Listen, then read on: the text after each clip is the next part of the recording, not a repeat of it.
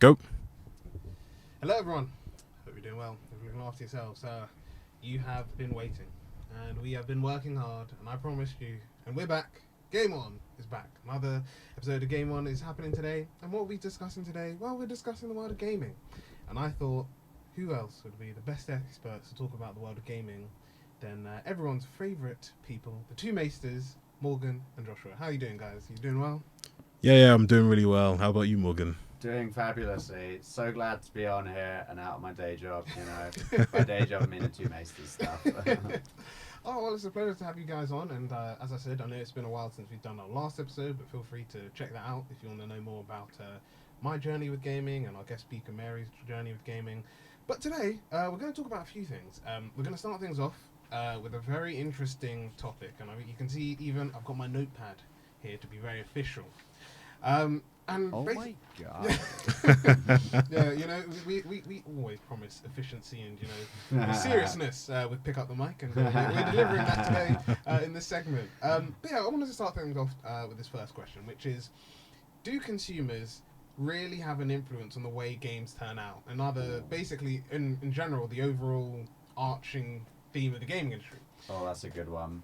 Now, the reason why this question came about was obviously, you know, in recent years, there's been a lot of games that have not delivered. Cyberpunk. Cyberpunk 2077 is one example. Battlefield 2042 is another one. Most recently, Gotham Knights is one that I've personally haven't played, but I've heard that it doesn't deliver. Oh dear. So I wanted to ask you guys, yeah, do you guys think that as consumers we do? Because I know one thing that we raised before starting was, you know, Joshua was saying that you can buy a game, but then as soon as you buy the game, you've got a 70-day, not 70-day, imagine, like a 70 gigabyte patch for a game after it's installed. So you're not even playing the game probably on day one. So yeah, I just wanted to ask you guys, you know, what do you think about that? Well, I think it's just a common trend these days that you get these games that come out that they're missing. First of all, they have day one DLC, so they've basically made the game, chopped it up, sold you what should have been part of the original game. But then also you got games that are coming out with so many bugs and glitches 100%. that they haven't like properly finished it. Like for example, Battlefield 2042, Cyberpunk 2077. I can't actually. Warhammer 3 Total War as well. I heard there were quite a few weird bugs on that as well. As Rome 2 Total War as well. Oh, yeah, that was bad. That was bad. I was so excited for that when I was coming out many years ago. What do you think, Josh? I think the issue that they really have is that they've put games in a space where it's hard to make it with taking everything into consideration. Like, you can bring so many different testers in, but because gamers, I think, probably have so many diverse ways, especially stuff like RPGs, or for example, when they give you so many options in like Battlefield 2042, or even like grand strategy games, you've got so many different outcomes, so many different things you can do. When you give the players so many options, you then need to also go through on the back end of the video game to make sure that all these different options then connect to each other. And if you then don't do that, then you then get in a situation where you then have bugs. And I think some of the studios are like, oh, we're sorry, we should have done more. But then others, you're like, nah, they knew. Yeah. They just wanted our money and then wanted to use the money we paid to then fix the game that we just bought. Oh, I know, and there have been so many funny glitches like on that topic. Like, for example, in the Battlefield games, this glitch that comes up pretty much at every game release, starting from Battlefield 3, is the character just basically freezes and just basically planks with his arms out like an aeroplane, and then just wanders around like that, and it is hilarious. I love sometimes actually playing a game for the glitches is the best thing. Like, me and my friends used to do that with Skate 3 on a demo. There's so many glitches that we would play that for hours just laughing our asses off. Like, there's an entertainment to it. Yeah, I like one of the glitches that I recently saw was in Dying Light 2 Being Human, that I think because my character fast traveled too early in the story, he basically fast traveled to a location, fell through the floor, kept falling, and then hit some form of ground and then died. And I was like, what?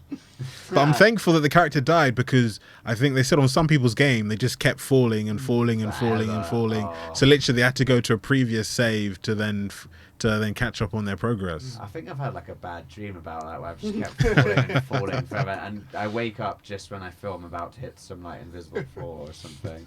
Well, it's interesting that you both raised glitches, because obviously I think almost this time last year. I just want to check my facts. Yeah, I think it was this time last year. The GTA, the trilogy, the definitive edition, the remakes of GTA 3, GTA San Andreas, and GTA Vice City, yeah. all came out last year. Wow. And obviously, they made it seem like, oh yeah, it's not like a complete revamp of everything's being made and new engines and stuff like that. But kind of like what you were saying before, Joshua, about sometimes it feels like companies know it. Obviously that came out and that was really glitchy. Yeah. Was worse than the original game, which, bearing in mind that some of these games came out in 2001 and can still play good on like an Xbox or on a PlayStation, even on a PC. And the fact that they remade the game and it didn't work is also really important to add. I guess one quick thing to add is obviously we understand like COVID, for example, played a huge part on certain game development. So like I know, for example, so like with Cyberpunk, I know that affected it, because obviously even like Josh was saying, like Dying Light 2, Gotham Knights is another one. Like a lot of games that have either come out this year or maybe later last year were all impacted on the development of the like what happened during COVID. Even the funny thing, to shout out a game that's coming out soon that I'm looking forward to, God of War Ragnarok. Oh yeah. Yeah, that looked really good. But what was really funny was apparently the person who plays the like teenage version of Atreus, when they started like doing the motion capture and the filming stuff in 2020, literally just before the pandemic happened. Yeah. And then they said like when the pandemic happened, they had to make sure everything was safe, and all of this. But through the development of the game, the actor who plays Atreus, his voice broke.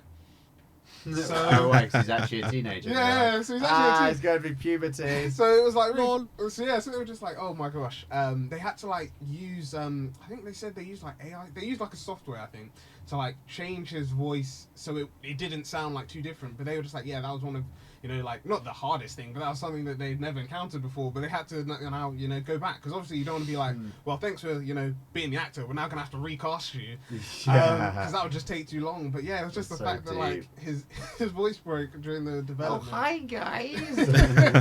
Yeah, it's just like it's really interesting. But yeah, I think you guys are right. I think that like because that was one of the things that through we like to give out shout outs, and there's a YouTube page called Gameranks, and they do like a lot of videos and stuff like this, and they were saying that one of the things that they found interesting was that now as consumers we pay like especially if you've got a new console, you're paying like 60, 70 pounds for like the game. I know, that is ridiculous. And it's like what's the point of paying? Has it gone up more since the cost of living crisis as well? I think some of them have. Some of them have. And to your point, which was weird, is that I remember reading an article, and actually watching a video on IGN, and they were saying that between like 360, the 360 and PlayStation 3, and going to like the Xbox One and PlayStation 4, there should have been a higher hike between games, but they said no, we're not going to do this because. So the industry said we're not going to do this because it could turn fans away and turn people towards like mobile gaming. PC gaming. So then they like put the price down and then covered it in their costs.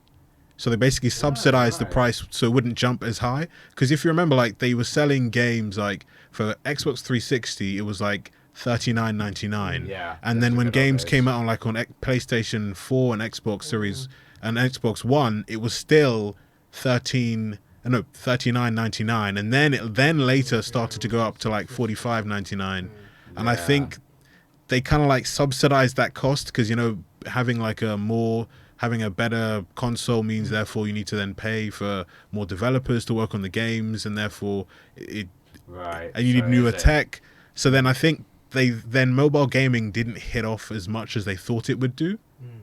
so therefore they basically, some studios lost money for doing so.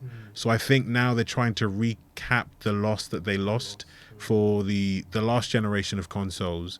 And now the issue is that you've got like the chips that go into like even PC chips for PCs and laptops are literally the same people who make the chips. So ADM chips, Intel chips are hard to come by. So then you've got limited resources and limited consoles that you can play, which is affecting the pricing and the pricing of games as well. And also the increase in the amount of technology. And I think that is the issue with gaming, is that it's coming to a stage where you can have like a AAA game costs more than a movie. It could cost more than a TV, like for example, a TV series. Oh my god. Yeah. How much movies can like cost? What, like $200 million? Yeah, dollars? Like, and I think the issue is I think that's affecting the gaming industry. I think that certain studios, it's not the customer or the consumer who's changing how games are being made or developed. It's the investors. And like I was thinking to myself, like, people were like, oh, the golden age of like cinema was in the like 40s up until like the 60s. Then it started to get commercialized. So then a lot of films then came into it. And then you've even got like music. Like I was speaking to someone who's a really hard rock fan. He said that no, the golden era of rock was the 70s into the 80s, then became commercialized. And then you just look at like music, like with hip hop, the golden age of hip hop was the 90s into the early 2000s. And then when a genre or a form of media becomes like, even you can know for like Instagram and Facebook, there was a golden era. And then when that golden era ends, it then becomes commercialized. Everything seems to be pushing you to spend money. And I think they said that microtransactions. And that's what I was getting to. Yeah, like we've passed, and people think we've passed the golden age of gaming. And that now gaming is commercial because so many people now play games and have access to it, especially like with the bringing in of mobile games. Gaming companies and investors are like, you know what? Someone is playing £50 a month on Candy Crush for those transactions. How do we then get them to pay £50 a month on transactions in video games that they've already spent £50 on? And then it's like packs on FIFA, packs on NBA 2K, Fortnite as well. Like, and it's like, it's such a sad thing. And like, you see like young kids like going, like, I know that some people in our community, they love like Fortnite, they love like FIFA Ultimate Team. And then you're like, so wait, you bought a game and now you're paying £50 for credit, and then you want another £50. And I'm like, so you're spending a game that you bought for like £50, you're then spending an extra 150 to then play the game because you want to be the best online. I think people have said, did online gaming and online content to games some people think it's killing the gaming industry, and has it stopped the golden age of gaming? Well, you go ahead. I was just going to say we'll go into that in just a bit. But I think what you so much to say on that. Go on. I was actually going to say, linking to what you said, is like two things. So one, a shout out to this podcast that I listen to, Watch Culture Gaming, because they give me a lot of my gaming info that I didn't really know about. And they were saying, like, for example, they were talking about, like what you were saying then about like online gaming.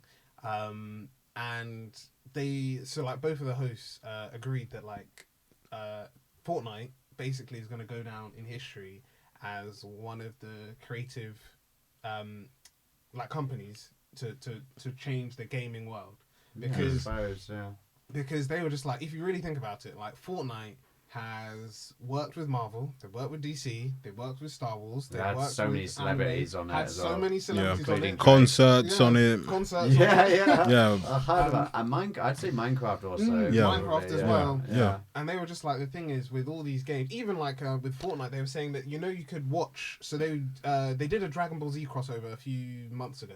Yeah. You could watch with your friends a Dragon Ball Z episode. So they would like show Dragon Ball Z episodes in the game, and you could watch the anime with your friend in the game. What, whilst just shooting at each other? I have no idea. Maybe that's where like Mark Zuckerberg got his whole meta universe from. That if you can do concerts in Fortnite, play video games, watch shows of something in Fortnite, then why don't we just put a whole social media platform inside, for example, the meta universe? But I've seen this before with games. Like I remember on PlayStation 3, they brought out like kind of like a virtual thing where you create a character, you walk around, talk to people. Same on Xbox as well, the avatar. Yeah. I don't know why, but it just never really Hit off. Yeah. It seems like it should, but it just won't. Whilst somehow, like with other angles, like for example with Minecraft and Fortnite, it kind of is, especially with like maybe lockdown's part of the reason why. But like for example on Minecraft, I didn't go, but I saw this drum and bass event that was going on, and I was like, what? Literally, like on Fortnite, sorry, on Minecraft, like. But I guess it's like it works because it gives something for people to. Because it is kind of boring just sitting there watching something on a virtual where you can't actually move your body. Yeah. So actually being able to build something in Minecraft out of rocks, I guess, is kind of kills two birds with one stone, maybe. Yeah. But I think it's definitely a weird thing. And then the second point I was going to add before we go into the online gaming stuff is kind of like what you were saying about, how expensive games could be in the future. Obviously, the big one to talk about is it's obviously GTA. GTA 5 is considered. I'm pretty sure. I don't have this. I don't have the stats to justify this. Apparently, according to one website, they said that GTA 5 has sold over 170 million copies. I'm fairly sure that I saw somewhere that like GTA across like all forms of entertainment, so like TV shows, films, other video games, like whatever, any form of entertainment, GTA is like the highest grossing of all of them. Damn. Yeah. And just quickly to your point, Modern Warfare 2. Modern Warfare 2, the previous one that had the record before GTA 5. And I think that's when like investors were like, wait a second, we can have a smaller studio, a smaller team, make a game, and it makes more than a movie. It can make us more than a TV show. It can make us more than a mobile phone. And I think that's when like investors were like, you know what, jump into video games. Because if you think about it, a video game got more money than any film or any song or any form of so replayable, isn't it? Yeah. So much more you can churn out because you just bring out some crappy DLC that's like 100%. Like for example, like remember the Fallout games? I loved the DLC in them, but there was always some DLC that was better than others. Yeah. Like and deferring levels of effort. That's interesting. Actually, I've never really thought about that. What you're saying before about basically games costing as much as movies to make, really. Yeah. And how it's become very commercialized. That whole microtransaction thing makes so much sense, especially in these games that have been playing for so long. Like for example, the Battlefield series, they brought out microtransactions, and everyone was up in fits. And EA games always doing the microtransactions. 100%. And like the one that I think maybe because NBA 2K isn't as big in the UK as is in America, like I think the game that I've seen it in the worst is NBA 2K because literally you need to then buy a virtual currency to make your player very good to awesome in the game in my career. So literally you start off like at level 60, and then you do get like small amount of like virtual currency to start off with. But if you want to get the best storyline, so your player being able to be like an amazing LeBron-like figure, you're paying like £99 to level up your character. So then you can then do well in the career mode, which is now also online. So it kind of forces you to then, with the online elements, if you want like a story career mode, and then also to play against other people. And it even got to a stage where like there's actually like a you can actually, I think it was like, casino is in the game where you can use virtual currency. Which is basically real money. Yeah, and I'm just thinking to yourself that it's just wrong that you buy a game, and to be good at the game that you are buying, you literally have to then pay an extra almost £100. So therefore, you're as good enough to then play against other people online. Yeah, it is unfair. It seems very like capitalistic and like it's just ruining the whole experience. To be honest. Like I'm personally a cheap ass when it comes to these free to play games like Fortnite, etc. I wouldn't spend a single penny 100%. on that stuff, and I was proud of that. Seeing all these kids running around with like these cool outfits, I'm like, is that going to make you play any better? But when it gets to the point where it does make you play better, that is a bit unfair, isn't it? Like, I don't know if you guys ever played it, but you ever played World of Tanks? I haven't played it, but I played it once, but a few years back. Yeah.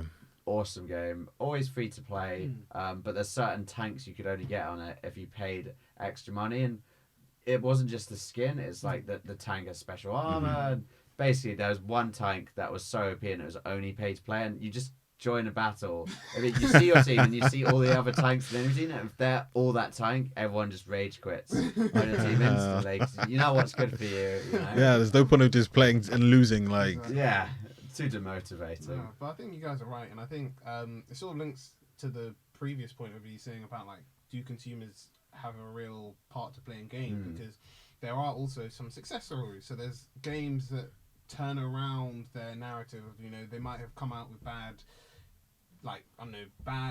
glitches, or, you know, the game was unplayable, or they had loads of microtransactions, but then they went back. So, like, one example to think of is Battlefront 2. Which Battlefront 2, you know, people were thinking, oh, you know, the first game, I think it did quite well, people liked it, and then when Battlefront 2 came around, they were just like, oh, cool, it's going to be a good game. Then, obviously... Wait, are we talking about the new Battlefront 2? Yeah. So, like, then people were just like, oh, there were, like, loads of microtransactions, kind of like what we were saying here. Yeah. You know, oh, you know, you can pay and then get these, like, cool boxes and get new stuff for online. It sort of ruined the whole purpose of it. They did turn around though. Yeah, but it sucks. But they did turn it around, and then they did start to produce like a lot of free content. You know, they tried to pump out new characters, new levels. I'm pretty sure most, if not all of those levels were free anyway, so you didn't have to pay extra for them. No, that's good. Yeah, which is really good, and it sort of shows, you know, you're going back to that idea of you don't have to always pay for stuff. Another one is Titanfall 2 is another one. Oh yeah, I've only played the first Titanfall, but that was awesome. That was such a good game. Yeah. And even I played the second one, and I told Joshua after completing the storyline, like there were characters or there were like certain costumes that you wanted, like I wanted to get by playing the multiplayer. And like you, Morgan, I don't really see a point in paying for stuff, because I'm just like, there's no point in paying a lot of money. But what I did like in the game, I don't know if it was there from the start, was that they did actually give you access to like earn points by winning in matches. So like if you had like a kill streak, you got more credit. If you were able to like escape, you know, if your team lost, if you escaped the arena, you got credit for that. If you were the highest ranking, like you had the most kills out of everyone, you got stuff. So I feel like that's my thing, is that, like, you know, even if it does stop, like even if it isn't great at the start, or even like with the microtransactions, you know, just don't feel like you have to limit players to that, because allow players to, you know, because I told Joshua, there was a period where I wouldn't play any new game. I was just like, I wanted to just play Titanfall 2 multiplayer because I really enjoyed it. Oh yeah, when you fully get like onto your favorite. Yes, I've played like one of the Total War games I've played for over like 300 hours. It's quite depressingly. No, but I think like you said, it's like when you've got that game and they, like, you know, they're treating the fans well, they're giving you all this good stuff. That's what makes you feel like, actually, you know, I'll come back to this company, or I'll come back to this game. And obviously, like with some of the ones that we've mentioned, like Cyberpunk, you know, they did a lot of like free stuff.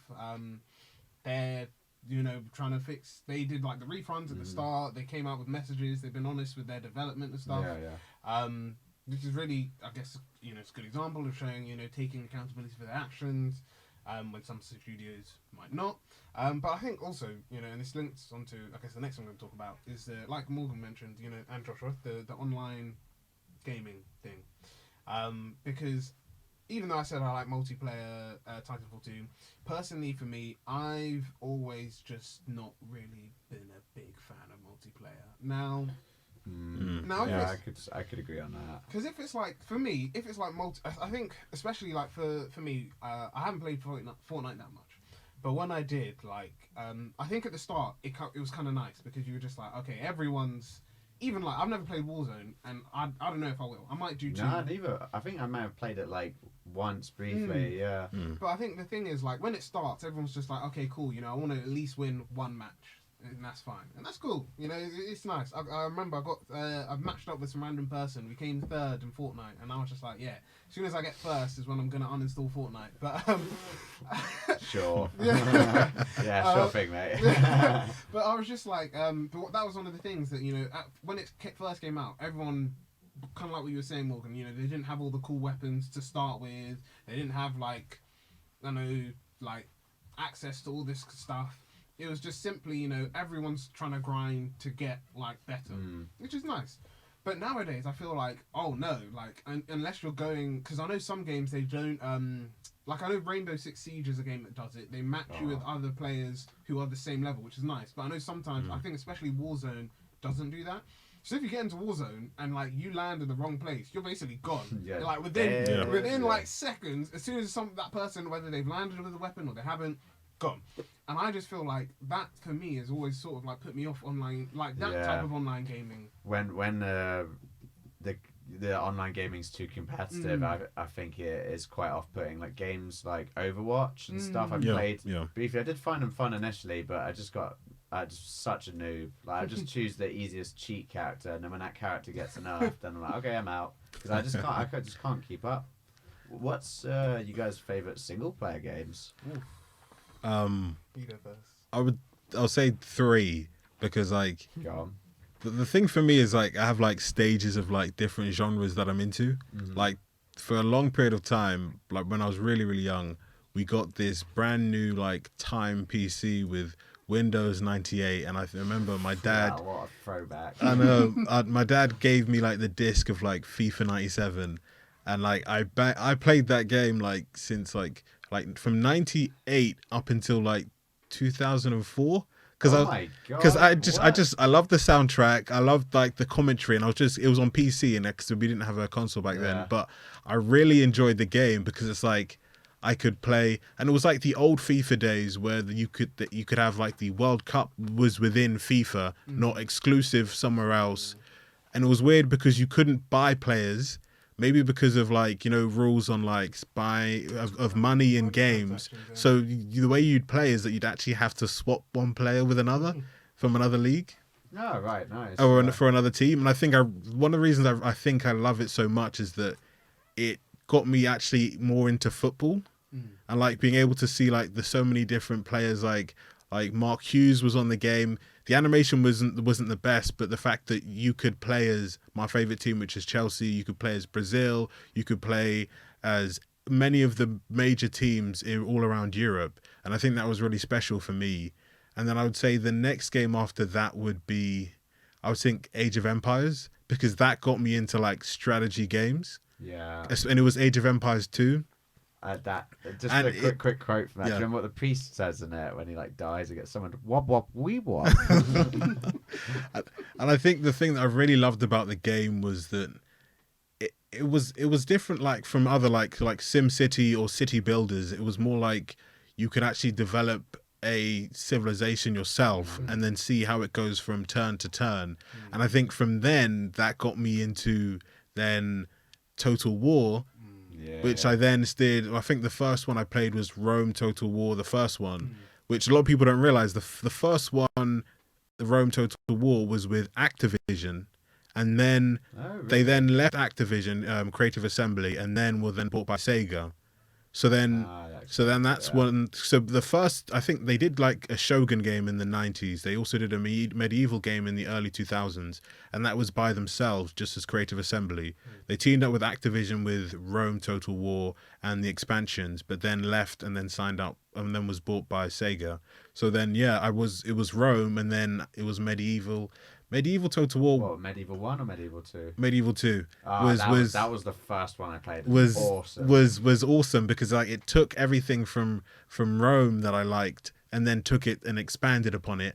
I wasn't the biggest fan of like Empire Total War or Napoleon Total War, but then what brought me back was like the hype around Rome, but then the glitches kind of soured me. Did you not Rome play Total War Shogun? 2. Did you not play Shogun 2? For some reason, it's like I think it was just my PC at the time when it came out. It just kept on crashing. I think because my PC wasn't powerful enough. So I did go back and play Total War Shogun 2. This is just to pipe in. This is the only sad. This is a sad thing. Like games consoles and stuff, I feel like are limited. There's only certain games you play. You can't play Total War games on it. Can't really play that many strategy games, or it just doesn't feel right without a keyboard. Yeah. But with a PC, you can play all those games, but it's so depressing when you just find out your PC isn't good enough. Just not anymore. And like when my PC, just a PC I had when I was growing up, just eventually wasn't good enough. I couldn't play the new Total War games. It was so sad. When I bought this PC like over a year and a half ago, the first thing I bought was all the Total War games that I'd been missing out on. I was binging my way through lockdown on that crap. Sorry, go on. Yeah, and I think it's like the progression. Like from there, I was kind of, while also being involved with like Total War games, I then found my love for RPGs, and I played KOTOR, the first one by BioWare. Me too. And like I was just how much I really loved the game. Then I played the second one, and also the first one's getting a remake. Hopefully it's not just a Sony exclusive. It's hopefully it does come to PC because it does look good. And like I then played KOTOR 2, and then I was thinking, oh, when is the next game coming out? And I was like, wait a second, they've got a game coming out soon, which is Dragon Age. And I think that really got me in loving RPGs, because then playing Dragon Age, playing all the DLCs, then linked me to then Mass Effect 2. Yes, and I think through that whole scene, I would say that my favorite games, like, it's just like phases in my life. So like FIFA 97, Age of Empires 2, then I would say Medieval Total War 2, then Dragon Age Origins, then for a very, very long time, Mass Effect 2. And then when The Witcher 3 came out, it just pushed everything out of the park. And I think still to this day, my favorite game is Witcher 3. And I was really hoping that Cyberpunk would just like fill the void and be like, that's the next evolution of like my favorite games. Oh no, it's no longer Witcher 3. It's now Cyberpunk is now my favorite game. But hopefully with the sequel that they are planning to do, and also the remake of like the first game, because I did play the second game.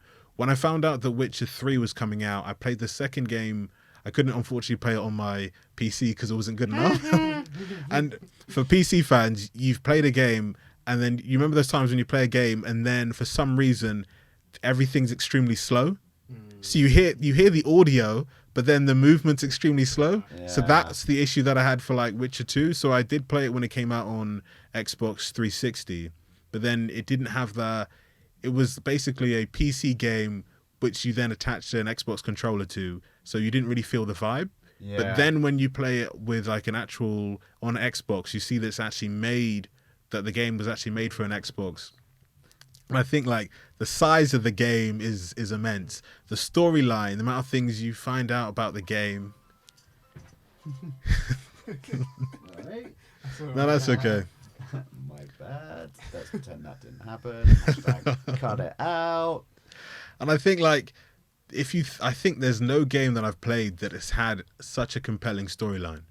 Like so many different missions that you love, and also the two major DLCs. Like they didn't just have like missions that lasted a long time. They also had missions that surrounded the DLC that you could be involved in.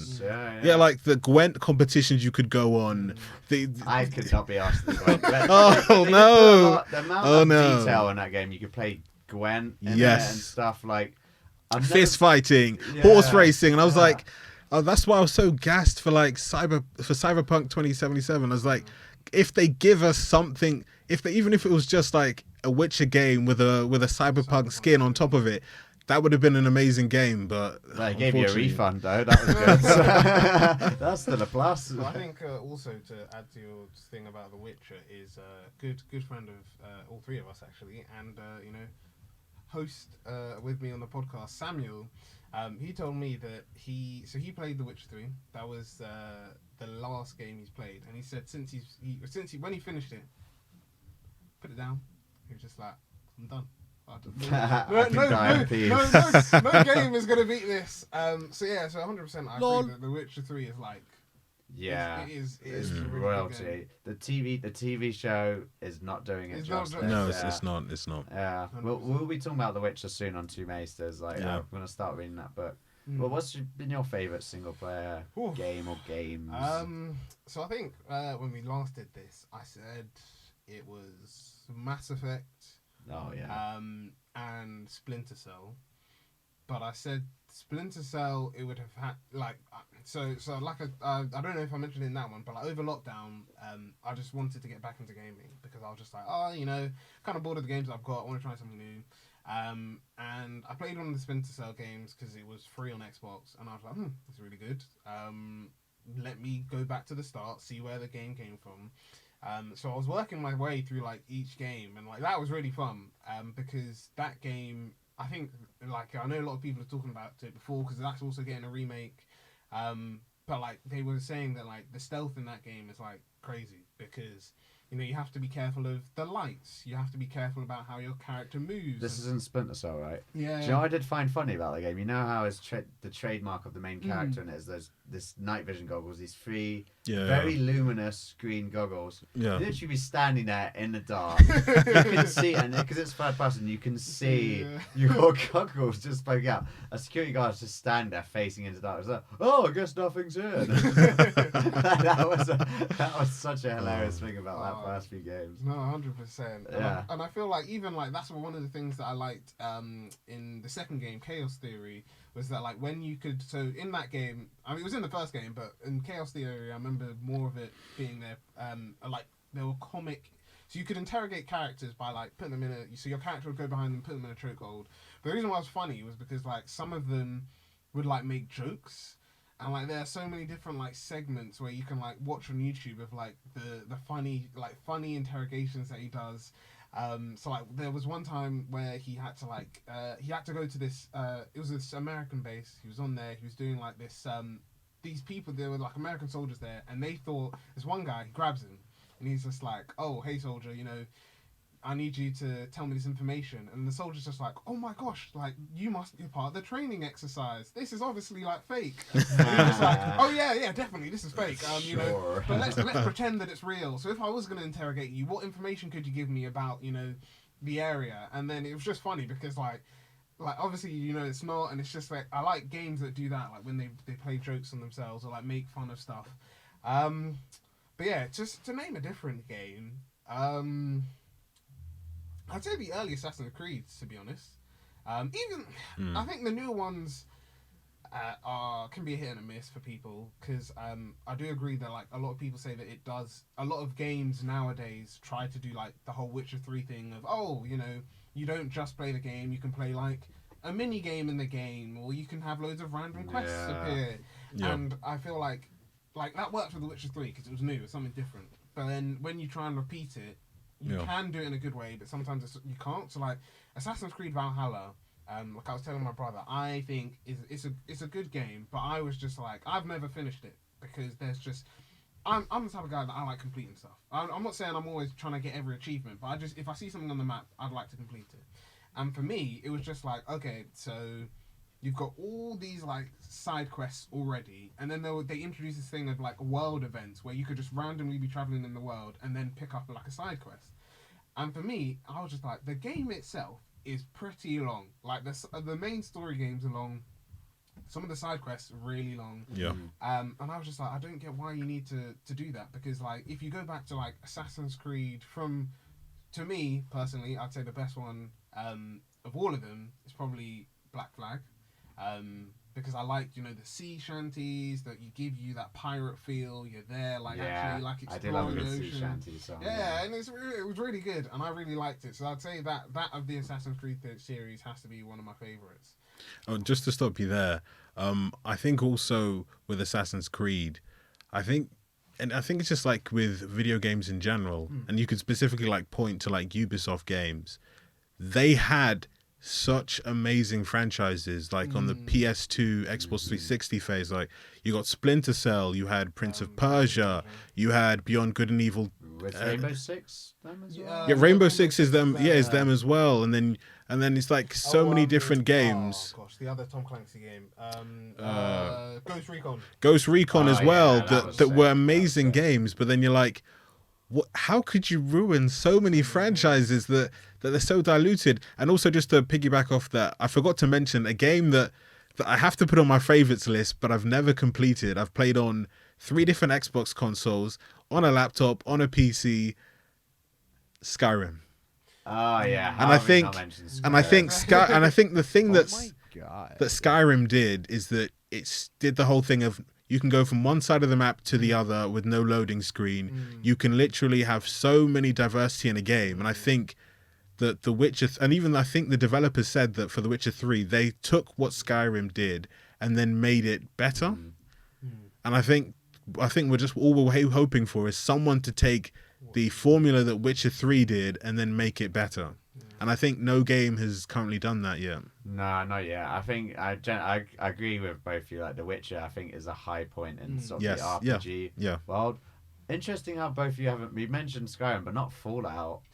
Like, oddly, we never really paid. I think the issue is we came into like console gaming later. Like I got my 360 like 2010 with a Kinect. So then I missed out like the first like Fallout 1, 2, and 3. I have played New Vegas as well, and I have played like Fallout 4. But then I think just because so many different games came out around that period, like I kept I started it, I really enjoyed it, but then I was like, I can Witcher 3. Let me play this. And then I got stuck and hooked on The Witcher 3. Like I've played it twice now. I'm about to play it for the 3rd time. Shut. I wish I went through another run through on it. But like I remember Fallout. I've always loved the Fallout games. Like I love Fallout 3. And one thing I think that really makes a good video game is the soundtrack. Like for example, The Witcher had an amazing soundtrack based on a lot of like Polish style folk music. Amazing. The Fallout soundtrack again, amazing as well. Like I don't want to set the world on fire. Oh, amazing! Like walking through a hideous wasteland. I was actually quite scared at times. The only thing that would calm me down is that 1920s, 1930s soundtrack. You know, amazing. Yeah, I can't wait for them to actually bring out. Because again, it's a franchise that they kind of ruined. Fallout 76 was trash. Yeah. I played it for a little bit with my brother. It seemed fun, but I didn't really get into it because I just heard so many bad reviews and so many day one bugs as well. Again, ruined it. And I think fans were like saying before, like 3-4 years ago, people would say that there were only 3 franchises or 3 gaming companies, major ones, that fans could swear by. So like Rockstar, Bethesda, and CD Projekt Red. And like the last one left is Rockstar, and they're starting to annoy fans because people are like, stop giving us these GTA 5 stuff. Give us GTA 6. We want this. GTA 5's been out for so long. Since 2013. It's coming up to 10 years that it's come out. I was in school when that came out. Like, it is ridiculous how long. And like they released it on the 360, PlayStation 3. Now they did it on PlayStation 4, Xbox One, and now they're releasing. It's now been re-released. They believe they're going to re-release it. No, I think they have. For like PlayStation 5. And like Xbox Series. It's like, why? Everyone's because played it already. I think what they're saying is that there's a new generation of kids who can now play the game. Kids, I love how they're 18 plus. That's another weird thing about gaming. Like I was watching like an NFL game. And this guy was like, because they had an advert for like the Modern Warfare 2, and he's like, "Oh yeah, I'm gonna play this with my son when we get home." And I was like, "You do realize that Call of Duty is an 18, and I don't think your son's 18." And the fact he literally just announced on air, and I think people have just got to a norm of it, which is weird that Call of Duty and GTA. 12-year-olds can play that game. It's fine. Well, let's be honest. None of us were over 18 when we played this game, so which is true. Yeah. I feel like as well, even with with Rockstar and stuff, like the main reason why they haven't done anything is because I mean, first off, they had. And I guess that's another game we didn't mention is Red Redemption 2. Yeah. Like that was their first thing, but I think also kind of like what you're saying, GTA Online. I don't have the statistics, but GTA Online has made them so much money that they don't even need to worry about like releasing a new game because you know they know that they like that's one of the reasons why people think that they've been like pumping out so much like online content and even like Are there microtransactions in GTA Online? 100%. Yeah, there are. Even not even just Damn. like microtransactions. They've got like exclusive content for online that you have to pay for. So I told Joshua, like I wanted to go online. I'd never played GTA Online before, and I was like, oh, you know, let me try it out. I did the intro bit, and I was like, cool. And then like after that, like you like unless you pay, you can't play the game because like everyone's like I don't even know why they did it. There's like flying motorbikes, flying cars, like jetpacks, What? and Really? I'm just there like so. I'm just trying to play a game. I'm just trying to do a mission. And it was just the fact like if you don't turn off like other players can't kill your character, then like basically if you're not prepared to pay for anything, your character's just gonna get decimated. And then it gets even more annoying because like the content, like I said, there's not like not that I've seen, but the content for online, like apart from the intro mission, there isn't like a okay, you know you want to play online for free, like here's some free storylines like you can do. It's like no, it's like if you want to play anything and like see more of the story or learn about like you know some of the stuff that happened after the game, you have to pay for it, and it's kind of like well. You know, especially like what Josh was saying, if you paid for each version of the game when it came out, because they don't let you. Yeah, that's another issue. They've never allowed fans to do any form of like. If you like with Xbox, you still get the like backwards compatibility from the game you got for Xbox on Xbox One, but just for Xbox One, I think is the backward compatibility. Oh yeah. What does that mean? So one thing that basically in the console wars between PlayStation and Xbox were behind because they put their Xbox, I think it was £50 more than the PlayStation 4 when it came out. So then, because they added the Kinect that most fans didn't even want. Yeah. So then to kind of like gain ground, they said, you know what, every game we're going to make sure and put that most games you've bought on your Xbox 360 you can now play on your Xbox One. So like, for example, I was able, before Microsoft bought Bethesda, I was able to then do backwards compatibility and get Skyrim from the 360. Unfortunately, Bethesda doesn't allow you to transfer your saves, but for other games you can. Yeah. I could use backwards compatibility to not have to buy the game again to play it on an Xbox One. No, that's cool. So then, that's the weird thing about like GTA. Xbox has got backwards compatibility for GTA games. So like I have the San Andreas game on 360. I can play the 360 version via backwards compatibility on an Xbox Series X because I previously bought the game. But what Rockstar did when they did the whole revamp, they removed from stores the old version of San Andreas, of 3 and Vice City. So you'd have to, if you want to play it, if anyone wanted to buy it, they had to then pay and buy the whole brand new revamped version, which had so many glitchy. Yeah. And then that's sad. The issue I think, just remembering now, is that the people who make like NBA 2K, which are 2K games that also do, what's the BioShock as well. They do that game. BioShock. They also own Rockstar. So the issue with microtransactions could be basically larger company telling smaller company, we think you need to involve some more microtransactions. We don't think we've got enough money out of this game yet. Yeah, EA Games secretly owns all of them. That's right. Bloody EA Games. No, that's true. But yeah, I guess one other thing to go on, and then we can do some closing stuff. So, in the interest of time, I'm going to end it on a very positive note. Yeah, I just wanted to ask you guys, what is your most anticipated game? I mean, we're almost at the end of this year, so so let's go the rest of 2022 to 2023. It can be a game that you're going to personally play yourself. It could be one that you're going to watch someone play. Yeah, what game are you guys looking forward to? Goat Simulator 3. That game has endless amounts of fun with your mates. Not really much to it, but just lots of lols, honestly. Yeah, I like that. For me, I would say, if it does come out next year, Dragon Age 4. Because I think the one thing I want to see is, has BioWare and EA learned their lessons? And I think it's like the cornerstone is like, this is the last game because like Mass Effect Andromeda let down the fans, and it's kind of weird that BioWare and EA always have like a good game, bad game, good game, bad game, good game, bad game. Like they had Dragon Age Origins, then Mass Effect, then they had Dragon Age 2, which was bad, then they had Mass Effect 3, which was a good game, but the ending was annoying for fans. Yeah, I still thought it was still okay a for me. really good game. And then they had like Dragon Age Inquisition, which the fans really loved. Then they came with Andromeda, which fans didn't like, and then they came out with Anthem, that people found was like, why are you doing this? So I think like for me is like the final straw with like BioWare. Like before, everyone would be like, oh, if you're looking for a game that's an RPG and it's a good RPG, 3 people: Bethesda, BioWare, and CD Projekt Red. And now it's just literally none of them at the present.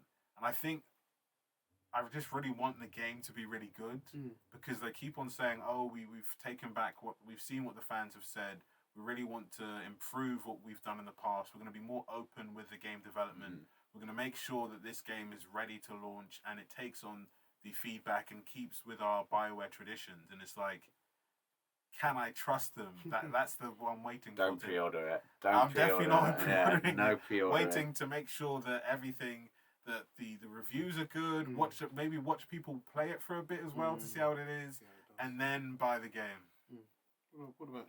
Oh, yeah, you said yours. Such a good host. What would mine be? There are a few games. I think I mentioned it before. Hogwarts Legacy was one that I was really interested in. Obviously, it got delayed, which I don't really know how I feel about because I mean, again, I know it was developed during COVID, so I understand that they don't want to rush it, they don't want it to fail, because hopefully they're probably hoping it'll lead to like a multitude of Harry Potter games. But yeah, I'm also just like very cautious because they've like released a lot of gameplay, but there hasn't been an in-depth maybe like look at like in-depth 10-minute gameplay trailer.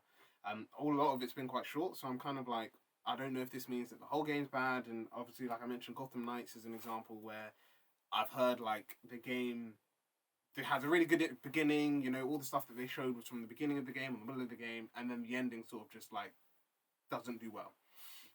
So I'd say for me, in all honesty, probably Starfield is a game that interests me.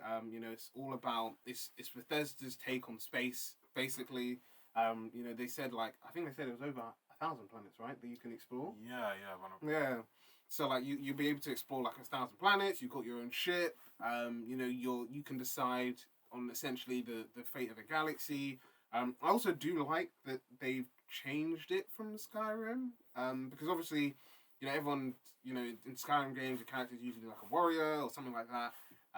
But I do like in this, you're less of a fighter and more of an explorer, and it's pushing that idea of, you're going out, you're exploring planets, you're trying to find out this like weird, which I think a lot of people have said that if everything lands smoothly, Starfield will be what Mass Effect Andromeda was trying to be, of like, you've got loads of planets, you can explore them, they're all different from each other. And I feel like Starfield actually being like, actually no, like we, each planet will have its own like in-depth ecosystem, it's an in-depth thing, and you'll want to explore, 1,000 planets. I think they've even said it's got like the most dialogue in a Bethesda game. Like I think I think they said Skyrim had like 500 hours, and this has got like almost double that. And I think to your point about Starfield is that how usually normal games just have like 2 factions that you can join.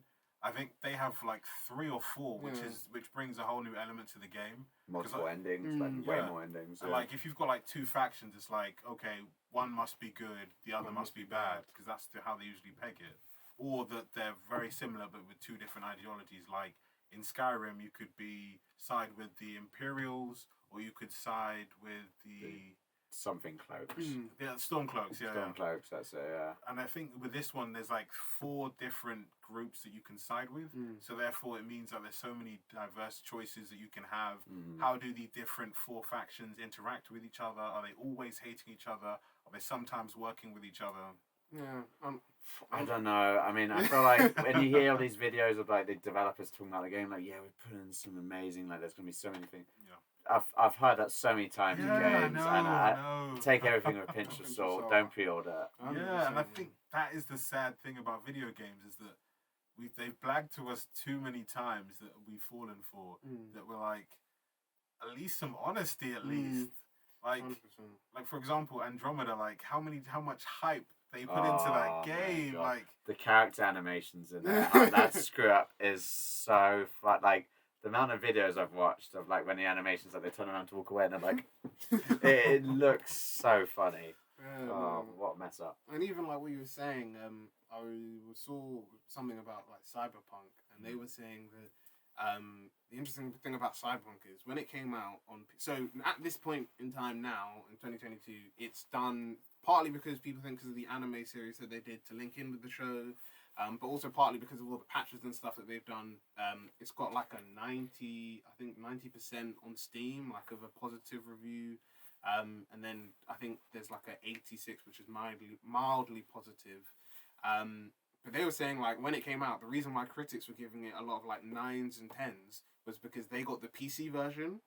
The PC version at launch wasn't as good as like what it is now, but it was miles better than like the console versions. Right. And I guess it's kind of like what you were saying before about, you know, if critics are getting given only one type of the game and they're like, oh, you know, it's a bit buggy, but you know, you expect that with games. It also was developed in the pandemic.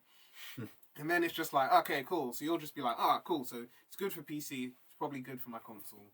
And then obviously, you know, that didn't turn out to be the case. So I feel like all this stuff has like impacted the gaming industry, and kind of like what Joshua was saying, you know, whether it's the gaming company itself are just like, you know, we don't want our hands on it. We just want it out. We'll fix it when it comes to it. Or whether it's the gaming company, like the parent company, being like, actually, you know, we've paid, you know, loads of advertising on this. We can't afford to delay it. Like I know that was one last thing before we go. I know that was what apparently they did for James Bond, because a lot of people thought that No Time to Die was going to get delayed last year to the earlier this year because of COVID.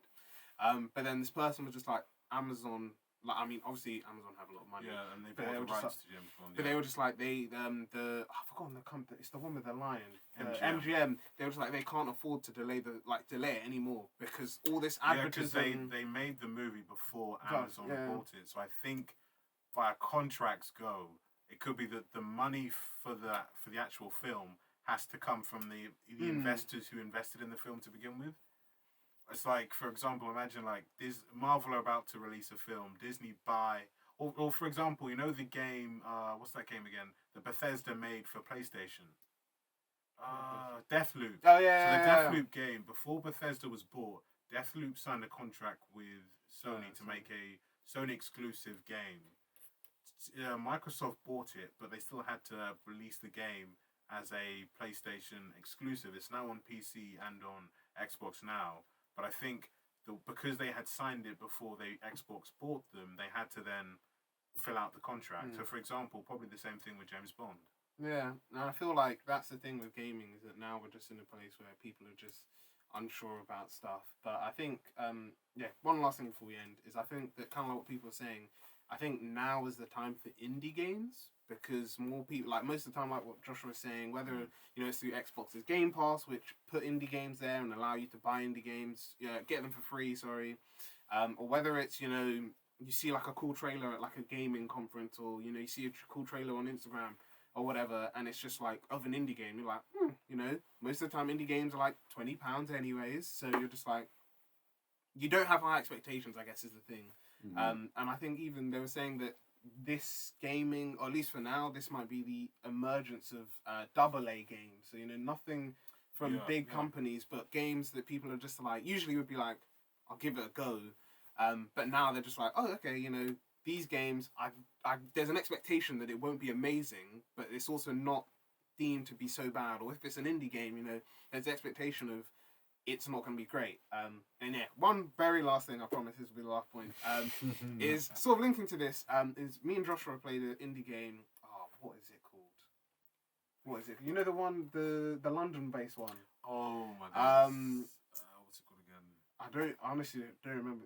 It's called I don't remember the name, but it'll be under here, and hopefully where my hand is, it will be there. If not, it'll be somewhere.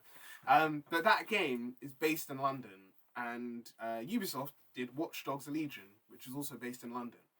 As a Londoner, I can say that this indie game felt more real, like a more realistic version of London than Ubisoft's, like, I don't know, $1 million game that like came out, and I just felt like that, to me, is just crazy that a small company can make a game, and as a Londoner, like wherever you're from, if an indie company can just make a game, and you're just like, wow. And I think the company is Nordic as well. Yeah, they're based in Scandinavia, but they actually did a depiction of London that you could actually believe growing up in London. I've got to see this actually. Like someone so one of the scenes is like someone Last Stop. Last Stop. That's what it's called. So the guy is literally working for like his local council, and he's basically you would believe that would happen in his local council, but then when you watch stuff on like Watch Dogs, you're like, someone's basically copied and pasted a script. Or, oh, this is what happens in London. Let's copy and paste it and make it seem like something like this, and it's like. And I think it just feels like a disjointed game. Yeah. Maybe it's because we've grown up in London and we know what London's like, and the theme that London has, that the game feels weird. I was like speaking to one of my friends, and I was like, we're talking about like films, we're talking about like Fast and Furious, like the one based in London didn't feel like it was in London, and then he was just like telling me, is it because you grew up there? So when they do films like in New York or films in Los Angeles, or films based in Tokyo, they probably feel exactly the same way. Yeah. Like, that isn't... But I don't know why. It seems like they get New York properly. Then they do at least justice. New York justice. But London, like certain films, like does GTA feel like... LA. Which one? Was GTA 4 set in New York? Basically, that's an island. Yeah, did that feel like New York, I wonder? Oh, yeah. I guess the New Yorkers will have to... Yeah, asking the wrong people, sorry. But no, I feel like that's the thing, and I feel like that's what the future could be, is that indie games now become the focus, because, smaller, there's less of pressure to do, like, amazing work, and it's just, the indie company can... Like, I know there was this really cool game on Xbox called Midnight Fight Express. It, to me, is, like, really fun, because it's like a indie game, all developed by one guy. There's like no speaking. The soundtrack was apparently made by this actual band, but it's really good because, like you were saying, the fight scenes, like each hit feels like you're hitting someone on the drop of the bass, and you're just like doing all these cool things, and there's like loads of funny missions in it, and I feel like, to me, that was better than some of the other games that I've played this year, and it wasn't because it was made by a big studio. It wasn't because it did an amazing job. It just made me as a gamer, just not have it wasn't overcomplicated. It was simple, easy to understand. There wasn't like pressure to do all this stuff. And I feel like that's what gaming should be. It's just, you should feel like I can just go into the game. I don't need to worry, or, feel like if it's based in your hometown that actually, you know what, this is really good. I know a lot of, one thing to add before we end, I know New York, the Spider-Man 2018 game that came out on PlayStation is now on PC. I know a lot of New Yorkers said that they felt like New Yorkers.